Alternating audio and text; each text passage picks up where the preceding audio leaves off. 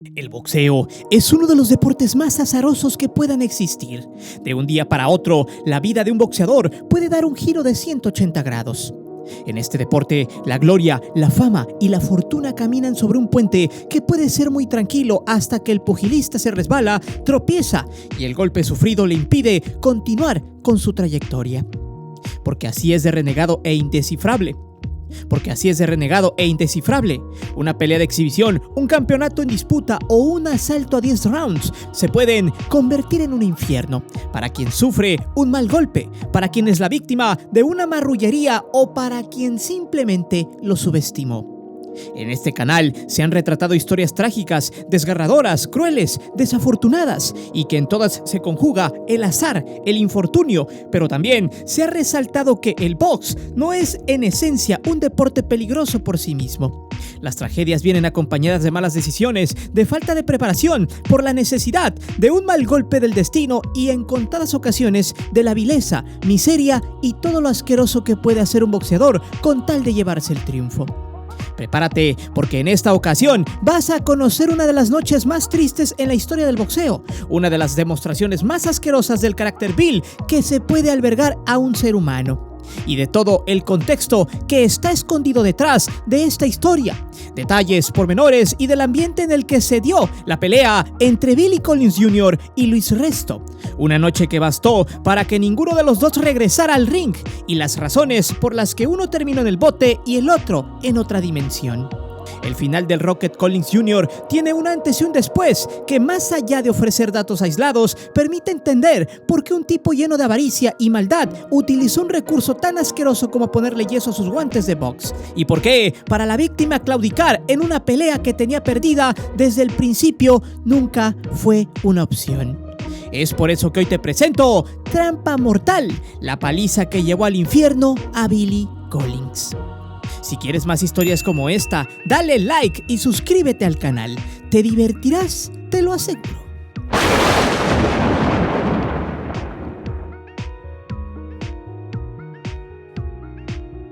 Esta pelea ha sido resumida en distintos idiomas y ha sido tema de análisis para programas de TV, blogueros y youtubers que tienen como platillo fuerte al box. Sin embargo, la gran mayoría cuenta lo mismo, porque los fanáticos del boxeo ubican esta noche como la palma de su mano, saben los momentos oscuros y tienen grabado en la mente el momento exacto en el que Luis Resto fue descubierto por el señor Collins, miembro del equipo y padre de Billy. No obstante, nuestro objetivo se enfoca en proporcionar una visión global de la pelea, en aportar algo más que un simple resumen y una crítica al engaño, porque solamente así se entenderá la frustración de la familia Collins, de los padres y viuda de William Collins Jr., quien fue un boxeador con una fortaleza tal que ni unos guantes rellenos de yeso pudieron tumbarlo. El 16 de junio de 1983, el Madison Square Garden registró una gran entrada, un lleno memorable porque nadie se quería perder la pelea estelar por el título Super Welter entre Roberto Manos de Piedra Durán y David Moore. Sin embargo, los asistentes de esa noche trágica jamás se imaginaron que serían testigos de una barbarie del tamaño de la Estatua de la Libertad. Si la pelea estelar generaba mucha expectación, la pelea previa entre Collins y Luis Resto no se quedaba corta. Incluso la narración original pronosticaba un gran y feroz enfrentamiento, ya que el joven norteamericano traía un ritmo impresionante, era considerado una promesa del boxeo y venía embalado con una gran racha, mientras que para el veterano de Puerto Rico su camino y trayectoria iban ya en descenso. Su pelea era la número 29 con 19 victorias, 7 derrotas y un empate. Los expertos en el boxeo, las casas de apuesta, los narradores de la pelea y el panel de analistas tenían en Collins a su principal favorito. Su estilo fuerte y contundente de boxeo, su fuerte pegada y su mezcla entre la juventud y la fortaleza lo hacían candidato al triunfo. Lo más probable es que esta haya sido la razón por la que el boricua decidiera hacer trampa de una forma tan vil, carroñera e infame. Resto venía de enfrentarse a Robert Sawyer en una pelea que parecía perdida, pero se recuperó en el round número 12, donde fue superior tanto en fortaleza, agilidad táctica y resistencia. Resto declaró previo a este combate que era un pugilista más experimentado, que no se cansaba y que no veía la forma en la que el chavito gringo le diera la vuelta. Por su parte, Billy Rocket Collins Jr. llegó con 22 años al combate, apenas con récord invicto de 14 peleas, 11 de ellas por la vía del knockout, y venía de ganarle a Ricky Witt, a quien le acomodó una reverenda macaniza en 4 rounds. En las declaraciones previas, el Rocket señaló que saldría a buscar la pelea, que lo presionaría y que estaba confiado en ganar sin problemas. La estrategia de Resto fue buscar el rostro de su rival, mientras Collins imponía un buen movimiento de piernas y buscaba imponer el ritmo del combate. El centroamericano, que desarrolló su vida en el Bronx, decidió todo el primer round a debilitar a su rival. Por algo, todo el tiempo estuvo cazando el rostro del pelirrojo. En los primeros 3 rounds, Collins pegó más veces, buscó la pelea en todo momento, pero desde el final del primer asalto salió con el rostro más colorado de lo normal. La realidad es que Resto llegó a conectarlo varias veces en el rostro, con golpes que en circunstancias normales no le habrían hecho daño a nadie, pero con los guantes rellenos de yeso, el Rocket vio mermada su resistencia, aunque este no lo sabía, pues en su mente el dolor pasaba a segundo término, ya que la meta estaba en ganar y no dejarse caer. Lo heroico de este asunto, a pesar de que en los primeros minutos hubo un daño evidente en el gringo, en todo momento salió a buscar la pelea. Un ejemplo de esto se dio al finalizar el segundo round, donde en un feroz intercambio de golpes, Collins colocó un par de ganchos al hígado de su rival.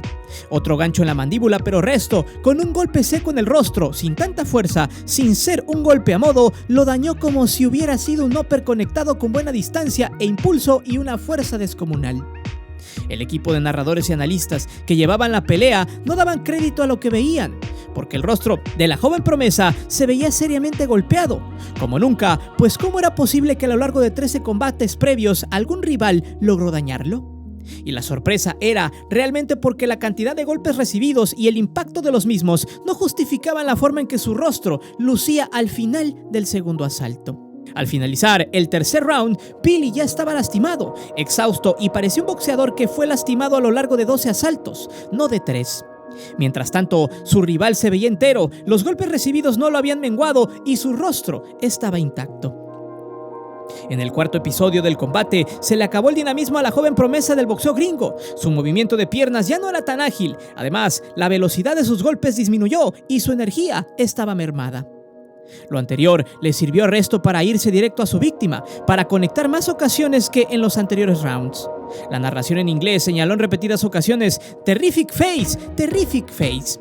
Y la realidad es que no fue para menos. El semblante de Billy era lamentable, su cara ya no era la misma, estaba hinchada, tenía un par de chichones por encima de las cejas y por más que le untaban de cosas en la cara, ya nadie podía ocultar el daño. Cuando sonó la campana que indicaba el inicio del quinto asalto, se escuchó decir al entrenador de Luis Resto: "Ya termina esto, carajo".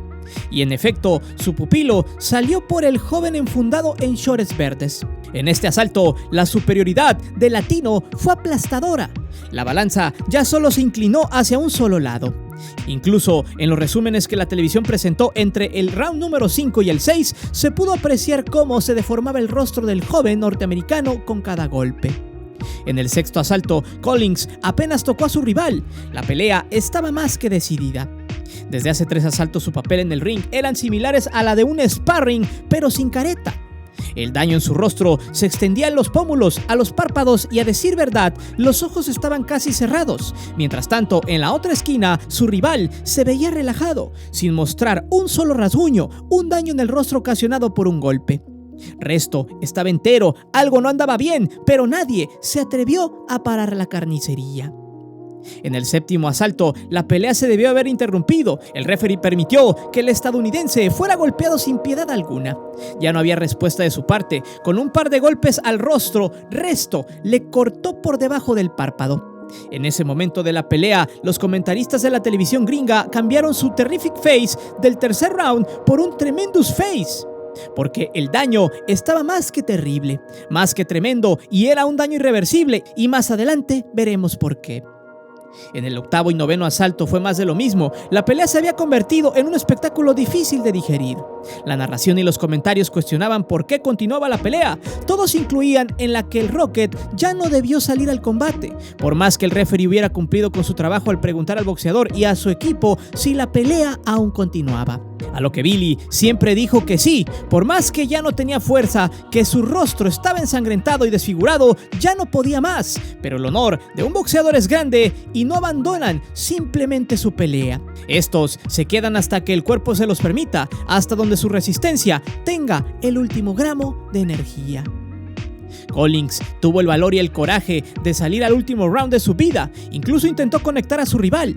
Sin embargo, a Resto no le bastó con hacer trampa y pelear sucio. No fue suficiente con ponerle yeso a sus guantes para lastimarlo, no, el latino salió a buscar el knockout y castigó severamente al estadounidense. Al terminar la pelea, en el Madison Square Garden estaba de pie aplaudiendo a Collins, porque fue estoica la manera en cómo resistió de pie, como con todo y guantes con yeso no lo pudieron doblegar. A pesar de hacer trampa, se fue del boxeo sin haber sufrido un solo knockout. Su cuerpo estaba demacrado, pero su espíritu intacto. Al terminar el combate, el ganador se acercó a la esquina del rival, abrazó a su víctima y le estiró el puño al señor Collins, padre de Billy, quien al entrar en contacto con el guante sintió algo raro y apretó el puño de Resto. Lo sujetó con ambas manos y el marrullero intentaba zafarse.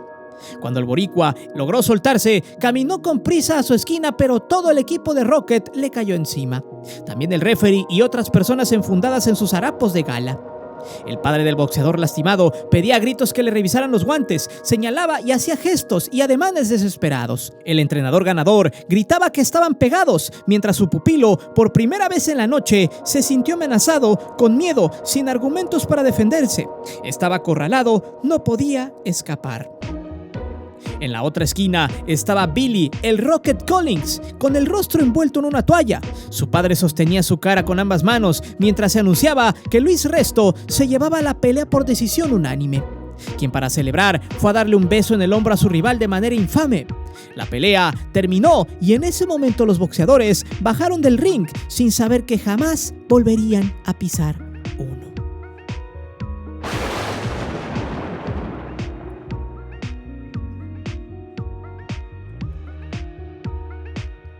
Se define a un verdugo como la persona que se encarga de ejecutar a los condenados a muerte. Un segundo significado dice que un verdugo es quien maltrata o lastima a los demás. Pues bien, a Resto solo le faltó un hacha para degollar a su rival.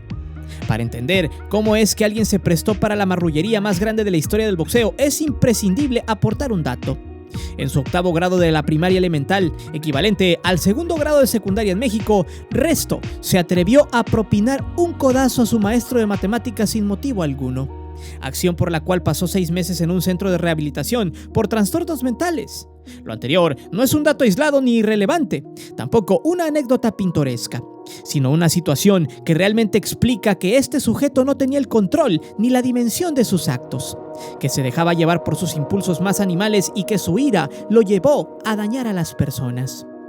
Porque el boricua del Bronx se tomó como afrenta personal el hecho de que nadie daba un peso por él en esta pelea, y porque todos daban como favorito a Billy. Por eso fue que no se tocó el corazón al ponerle yeso en sus guantes, porque tenía que ganar a como diera lugar.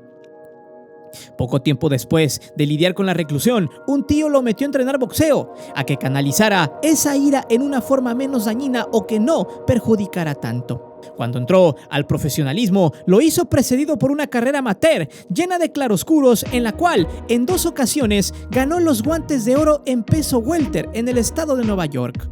Pero para el plano profesional batalló, acumulando una marca de 20 victorias, de las cuales 8 fueron por la vía del knockout, 8 derrotas y 2 empates.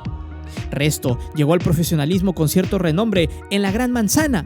Era un tipo respetado en el Bronx por su fuelle, por sus ganas, porque era un hueso duro de roer, aferrado y que siempre salía a buscar la iniciativa en sus combates.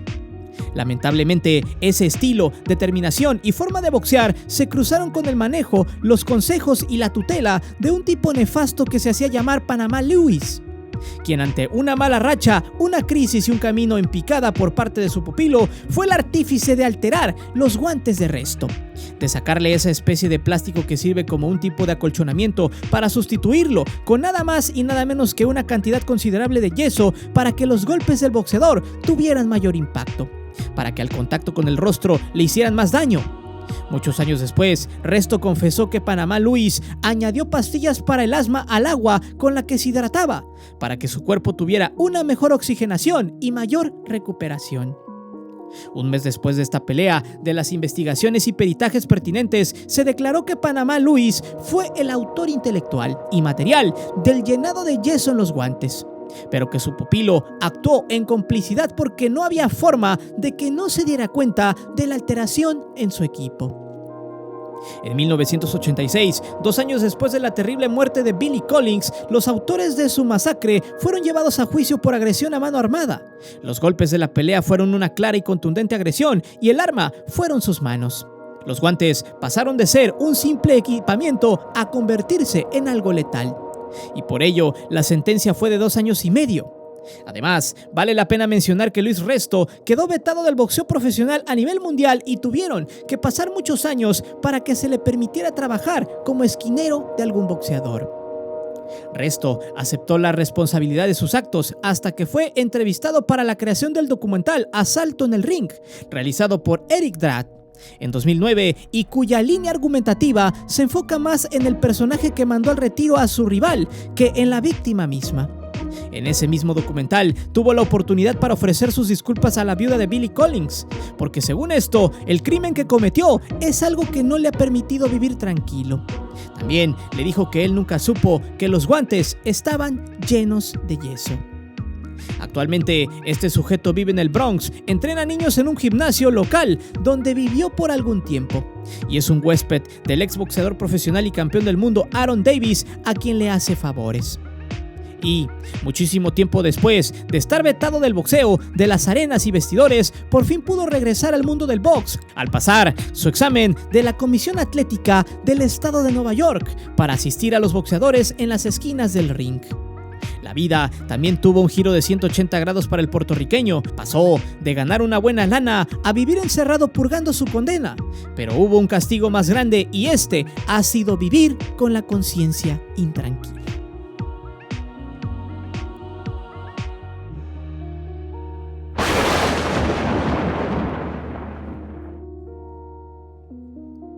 La historia de Billy Collins Jr. va mucho más allá de ser un boxeador que se quitó la vida tras una depresión profunda derivada de la noche fatal en el Madison Square Garden.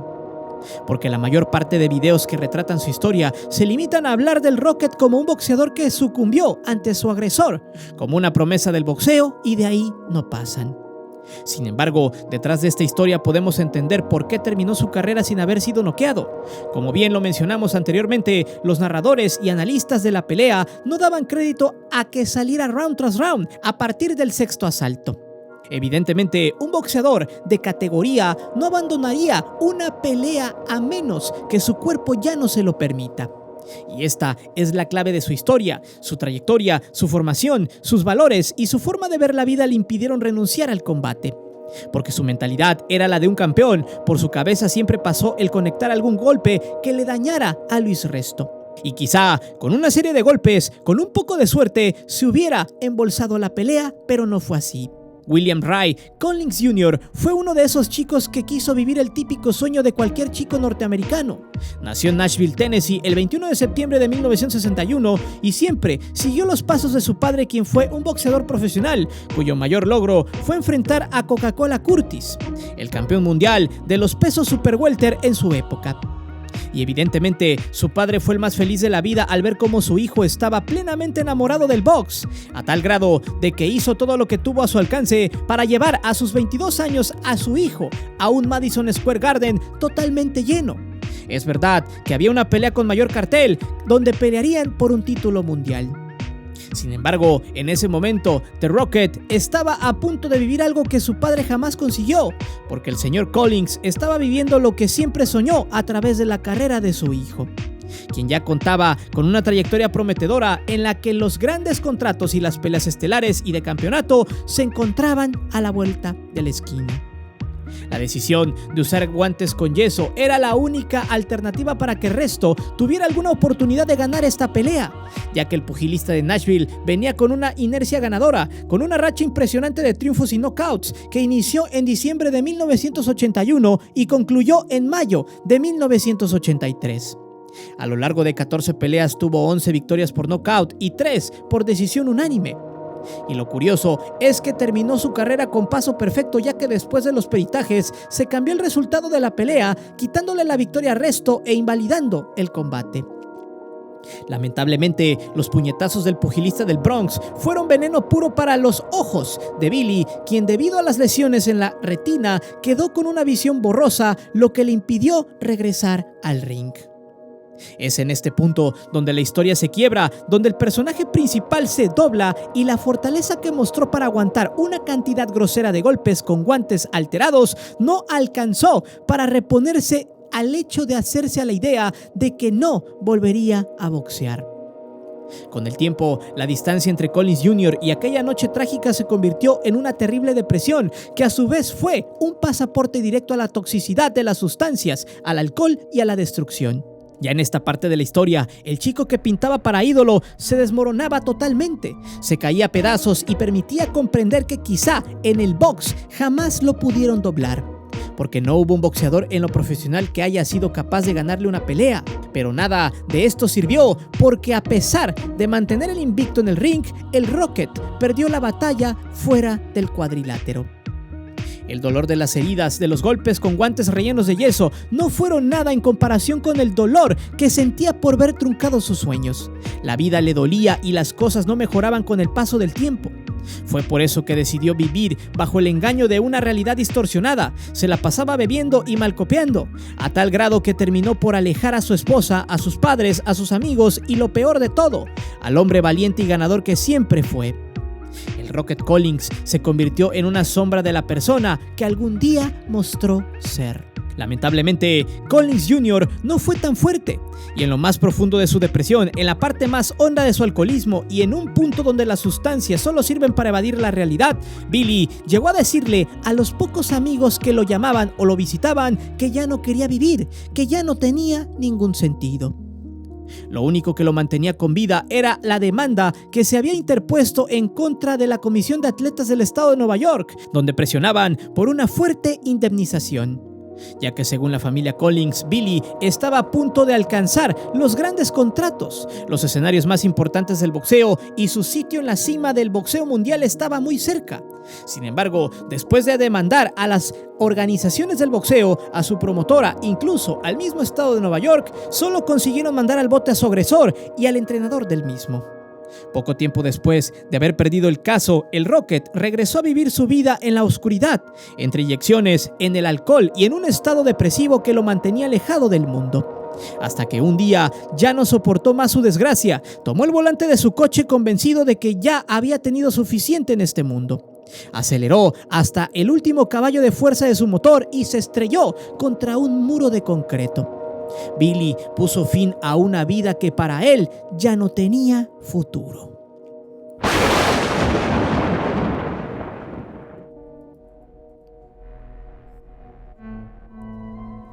Durante mucho tiempo, la gente que se ha acercado a esta historia cree que Luis Resto ganó la pelea de una forma vil y cobarde.